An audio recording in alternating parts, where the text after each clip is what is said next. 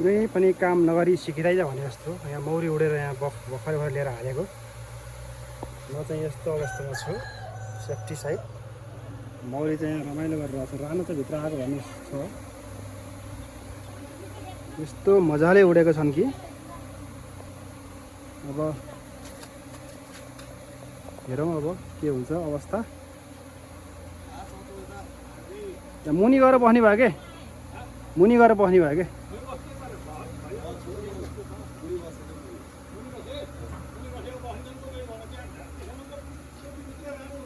त्यही रहेछ कि रानो रहेछ क्या। यहीँ छोडिदिन्छु मैले अब।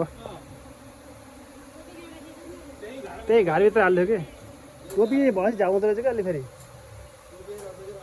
रहेछ क्या।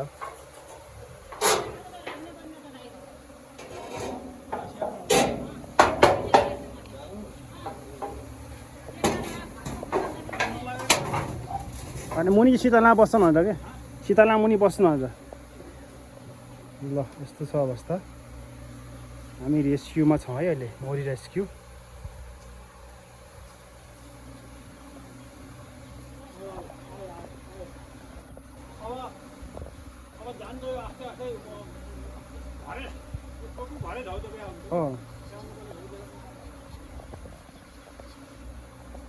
यस्तो यस्तो घार छ नि, घरलाई पनि अब व्यवस्थापन गर्नुपर्ने अवस्था देखियो है। किनभने पाल्दोहरू है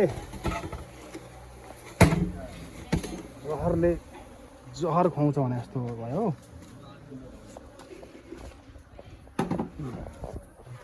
भिडियो त पनि चलिरहेको छ नि, भिडियो पनि त चलिरहेको छ यता। यस्तरी गाड झुन्डाएको अहिले मान्छे राम्रो हेर्छ भने अप्सन बुझ्यो घरभित्रै। हामी चाहिँ टोपीमा घर रहन लिएर ल्याएको थियौँ। अहिले यहाँ यसरी बसिसक्यो भनेपछि राम्रो हिँड्छ भन्ने अवस्था हुँदो रहेछ। ल है त बिचरा यहाँ पहिला पनि यो घार फुटेर गएको। यो चाहिँ मौरी एकदम बैगुनी मौरी हो तर यसमा चाहिँ मह छ हाल्दैन। यसलाई चाहिँ म अब केही दिनखेर चास्नी खुवाएर मजाले राख्नु पऱ्यो। कोइनगेट लगाइदिनु पऱ्यो। यसलाई कोइनगेट लगाइदिँदा हुन्छ किनकि भाइ लगाइसकेको मौरी हो यो जमानाको मौरी। यस्तरी भएको गाह्रो छ ल। मेरो अनुहार यस्तो छ।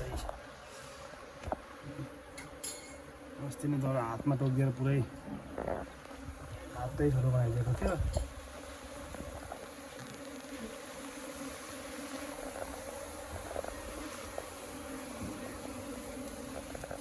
सबै सोरेर अङ्कल यहीँ अनि त्यही भित्र रहेछ कि।